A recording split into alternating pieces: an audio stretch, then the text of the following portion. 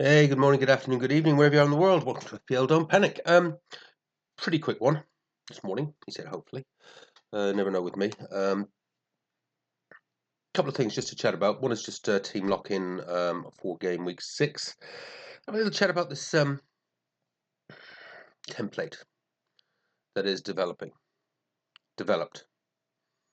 and my thoughts on that. And then obviously the big one, really, the Haaland captaincy injury dilemma and what to do there. Because it is a dilemma, pros and cons to whatever actions taken there, and it could all go very, very pear-shaped. Whatever you do, it's caught between a rock and a hard place. Team first. I've opted to put Mateta on the bench at the moment and go with Burn, even though it's a tough fixture against Liverpool, obviously. Oh, sorry, against Arsenal, obviously. May change my mind on that. Pretty happy enough with the team as a whole. Burn has turned into a DEFCON monster. Newcastle defence is good. If they do concede, hopefully it's only one. If it's two, it's still a 3-point. I can't see them conceding three. I can easily see them keeping a clean sheet, and it's just weighing that up against whether I see Mateta scoring against Liverpool at home. And to be honest with you, I do. I actually do see that Mateta could get a goal in that one, particularly now with Horton back. And we might even see Sarr. So I certainly think that's been affecting them. Still undecided. I just kind of feel that the Burn 3 or 4 points might be the safer bet. And then obviously with the rest of the defence looking reasonably strong. I've obviously got Liverpool away to Palace. Like I said, that's probably what will happen. Is Mateta will get the goal and Liverpool will lose the clean sheet. But it's 50-50 calls, isn't it? It's a game, folks. It's a game. So we just make a call, we go with it, and we keep our fingers crossed and hope for some joy. Tarkowski, yeah, I'm pretty very very happy with that. Tarkowski, another one. That's interesting. My defence, which I've had for a wee while now, as you all know, is turning template. It is turning template. We'll talk about that more in a minute. Yeah, it was going to happen, and it's one of the reasons I did wildcard. I mean, I've had some of these guys from the beginning of the season, but the Virgil, Tarkowski, Sinisi, Gabriel, that is kind of turning into the template now.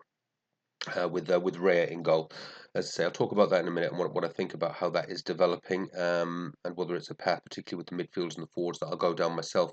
And the answer to that is I'm not going down that path. Where? Okay, yeah. So yeah, listen, I'm happy with that defence. Some may keep clean sheets, some may not, but all of them have a better than average chance of getting a 3 or 4 pointer. So with that, and if one of them picks up a clean sheet, then we're sort of getting that average of 5 out of that defence. It's fine. That's all I asked for.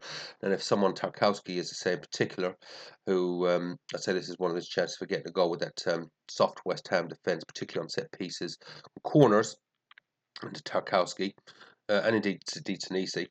They may pick up an attacking return for me. So happy enough with that. I think I am going to go with the back four. We'll see. Deadline decision. Midfield looks pretty good. I've got Dewsbury Hall in there, and as I say, I think he does. Yeah, I mean, I'm not 100% happy with that pick on the wild card. Value of hindsight, maybe I should have gone with Grealish and Doyle, but it was for budgetary reasons. And to be honest with you, he may come good for me, and that money may come in very, very handy because I've got 3 million in the bank at the moment. That may come in very, very handy in the next couple of weeks, and he'll sort of, he was more seen as a bench player, anyways. It's just that I thought that Elliot, who I've got on the bench, another problem, would be getting good minutes, and he don't think he even started last night. So in my mind, two that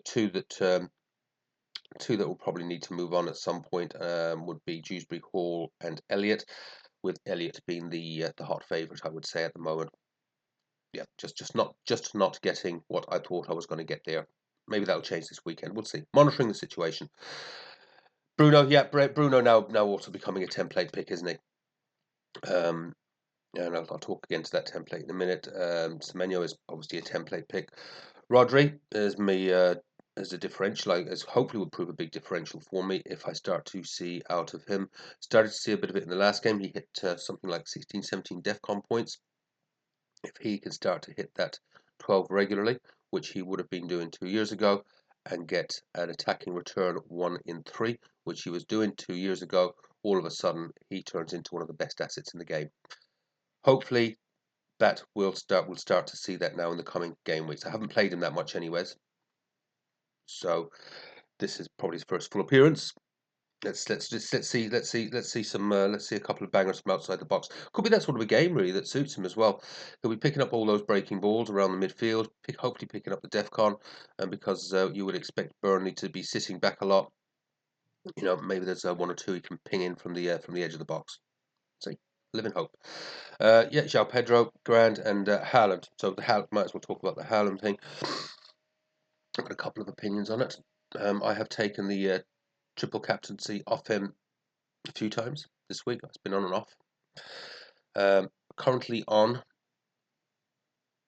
because I think he's going to play. I think he's going to play. I think he's been back in training. Is he going to get an early sub? Is he going to start? Yes, I do think he's going to start. Vice captaincies, and if he doesn't start, I don't expect him to come on at all. So I've got the vice captaincy on Bruno at the moment. Had a weird little temptation actually to put it on to Tarkowski, just for a really, really, really big punt. DEFCON, clean sheet, pops in a goal. That'd be huge. But I think we'll put it on Bruno. I fancy Bruno to get something out of this Brentford match. But back to Haaland.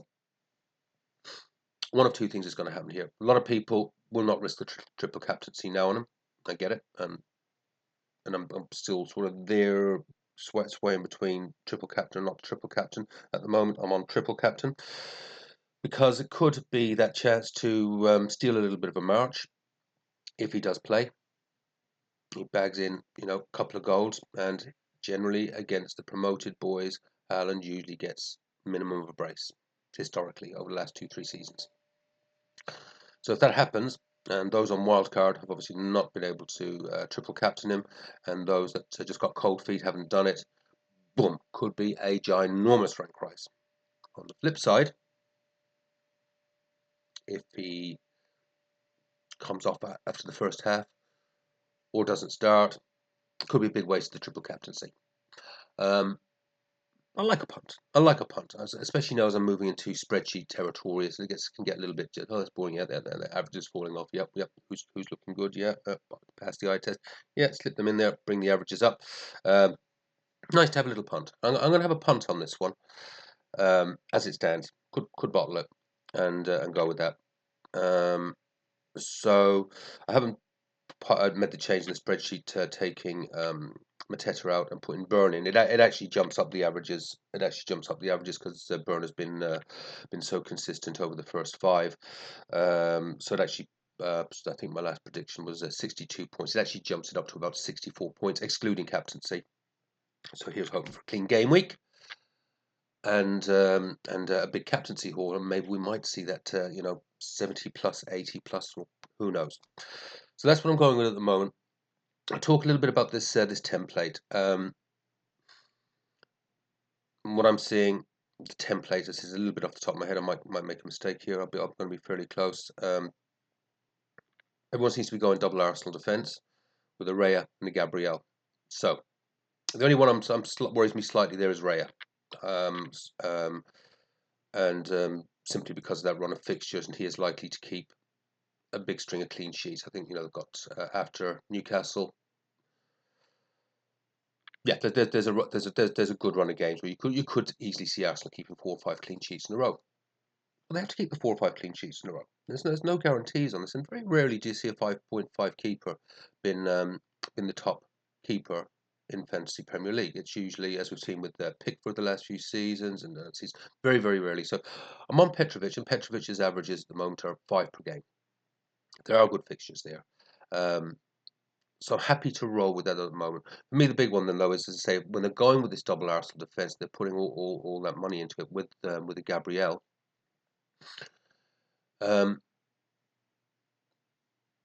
unless he starts scoring goals, and of course that's possible. I mean, my defenders' averages at the moment, Tarkowski, Sinisi, and Byrne are higher than Gabriel, and they've already been keeping some clean sheets. Remember, so I'm more inclined. So the template, I think. Sorry, go back to that. The template does actually seem to be Gabriel, Tarkowski, and Sinisi with Rea in goal. That doesn't worry me at all. And as I say, I'm more inclined for my 6 million, my premium Virgil. I'm seriously thinking of taking money out of him and not doing the sideways move to Gabriel just to cover off that danger, but to actually use that money for when I want to maybe try and get to Isak in 8, or whatever I decide to do. So that doesn't worry me. So I'm certainly not going to be looking at the template defense. I think the DefCon boys, as in the ones that I've got, and indeed the ones I've got on the bench with Lacroix, 100% happy with, and obviously Byrne, 100% happy with those and the rotations that I've got there. That they'll keep up with the Arsenal double defense template. Midfield probably worries me a little bit more. In that the template seems to be Ndoye. He's looking good, and I do have some regrets that I didn't bring him in game week 4, because I did look at him. I did my wild card. Did have a look at him. I just felt Dewsbury Hall maybe offered a bit more exciting threat, but you've got to hand it. He's gone really, really well. He's gone really, really well, and is pretty cheap. So under consideration, but I think also maybe I might under consideration. Maybe I may go template there eventually. I don't know. Not sure. Bruno. Yeah, everyone hates him, but now everyone's going to have him. Semenyo, perfectly natural for him to be in the template, and then the other one is Reindeers, whereas I've got Rodri. Now, I do believe if Rodri comes good for me, he will outscore Rangers over the season. It's just what damage maybe Rangers could do to me in the upcoming game weeks. So let's have a look at how that goes with Rodri in the next couple of games, and if my prediction for him starts to come true now that he's actually getting up to full fitness, etc. And I think Rodri may be less of a rotation risk than Rangers. Again, could be wrong on that. You just don't know with Pep, do we? And then the front, the template up front seems to be as João Pedro, Haaland, and Gyökeres. So so a lot of these people that have wildcarded, and there's some 700, 800,000, hundreds of thousands of have wildcarded into that template. Now, if everyone's got the same bloody team, here's the big thing. We're not going to go anywhere. We're not going to, I've got my nice little upward curve now that started over the last couple of game weeks. I've done a quick calculation on the averages of that template team. It's no better than mine. In fact, it was a very quick calculation. I'm not even sure it's quite as good as mine. The averages that my team's showing at the moment. But it does look a good team. It does look solid, and it all makes really, really good sense. And I think we're going to see some decent points out of it. But as I say, if we're all getting the same decent points, we ain't going anywhere. We ain't going anywhere. And I was really surprised to see all the content creators seem to be onto it. But one or two, they're not D unit. Fair play to him. He's going a different path. He always does. But he's also done about 7 or 8 million as well at the moment, to be fair. But even FPL mates, he was going, oh, someone said, oh, it's someone finally done a draft that's not 100% template. And I thought, oh, great, I'll have a look at that. It was not nine of them were template. Two was a differential. Two different players was a differential. So where am I going to go? Okay, so I was going to bring in Gyökeres. I absolutely was. So that I've covered, and it may be the sensible move because it does cover off what will be very, very high ownership for him in game week 7, and I still may do that. And that would be maybe bringing him in for Mateta. Where I'm more inclined to go for differential is to go where the points are the biggest and do that over a couple of game weeks. and that would be Eze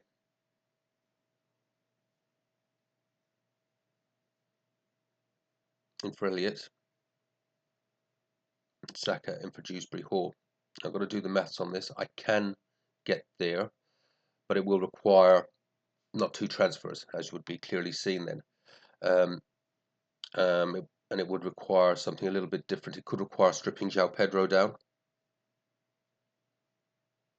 and Virgil down, and as I say, I've already got still got 3 million in the bank. But I think that's what I'm going to be more inclined to do. Eze, and I do think Jacques is going to bang some goals. Jacques has got that flat track bully thing about him.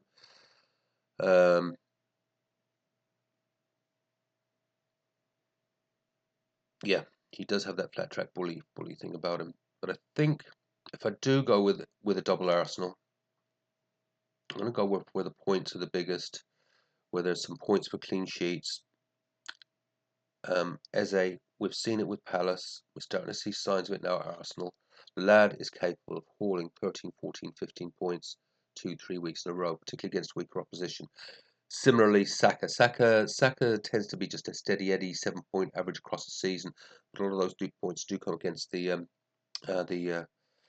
lads in the bottom half of the table. Now, the problem I have there is, and I'm on my no hits policy, is I'll have to do that over 2 or 3 game weeks, maybe 4 game weeks. So that's kind of where my thinking is at. I may just go the path of least resistance and bring in Jacques and Eze. I can do that in 1 transfer, 2 transfers, so I can cover off Jacques in game week 7, and then do Eze in game week 2, and I can do that a lot more easily, obviously from a budgetary perspective. So that could also be the path I go, but I think the differential I'm looking for in the template against the template that's developed, as I say, it's here. Let's call it what it is. People have seen the DEFCON, so they're bringing in the DEFCON, but they are going the double Arsenal defence and the 1 Arsenal attacker. I'm happy with my defence, so I'm going to ignore the double Arsenal defence and will move, I believe, towards a double Arsenal attack or a single Arsenal attack and Isak. Something like that. Something like that. That's where my thought processes are. Just have to work out who comes, who goes, and as I say, not breaking the spreadsheet for the sake of trying to force players in whose averages are not great and who needs to be moved out. And at the moment, quite simply because one, Elliott isn't playing, so he will be one that will. It's a very easy move out, and the money is there. Bang, 7.5. Was it 8? I think it's 8. Yeah, nice easy move straight into Eze, and then a couple of transfers somewhere or another to either to get Dewsbury Hall up to an Isak. Will be a tricky one. It'll take a few transfers, or find a way to get to Isak. I'm allowed 3 hits, haven't I? I'm allowed 3 hits per season. That was my rule. No hits except for 3 very well justified ones. Might be time to start justifying a hit, but not this week.